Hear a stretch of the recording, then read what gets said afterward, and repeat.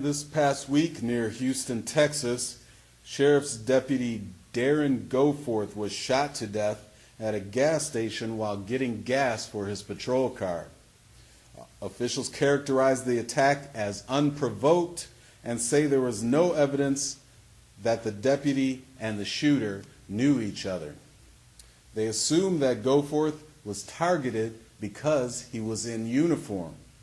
This is not the only assumption made by officials.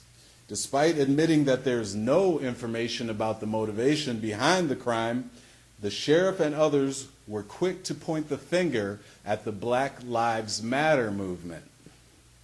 The sheriff, district attorney, and interest groups were quoted variously as saying the attack was an attack on the fabric of society, that the rhetoric has gotten out of control, and they're making cops seem bad. While this is a terrible, horrific act, it is not at all unpredictable. It is predictable because we have a clear denial of responsibility from law enforcement and the justice system, and a clear demonstrated effort to single out people of color and anyone else who happens to question the law enforcement power structure. With no connection whatsoever, officials point the finger at Black Lives Matter, a movement working to end violence, as the cause of violence. And the only connection to be made to the killing of Deputy Goforth, the assailant was black in Houston.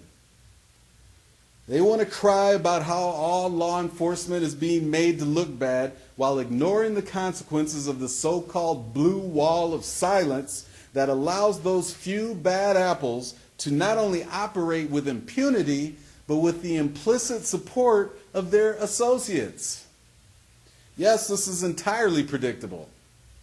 When you suit up in the gear of war, deploy equipment designed for war, and patrol the streets with a war-like mentality as you go to war with the citizens you're sworn to protect, you will get what you prepared for: war.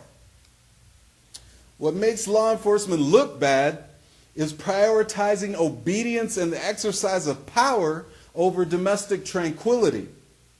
What has gotten out of control is a justice system that allows the good guys to break the law because they are a part of a legal gang. What is an attack on the fabric of society are law enforcement policies that rely on firearms first instead of sound peacekeeping tactics.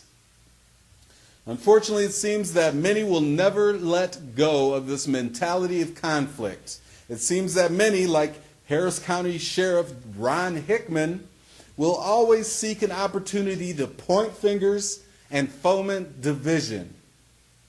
And as it stands now, it seems we have a long way to go before we are free of the power-addled racists who equate black people being asked not to be shot down in the street with an attack on law enforcement.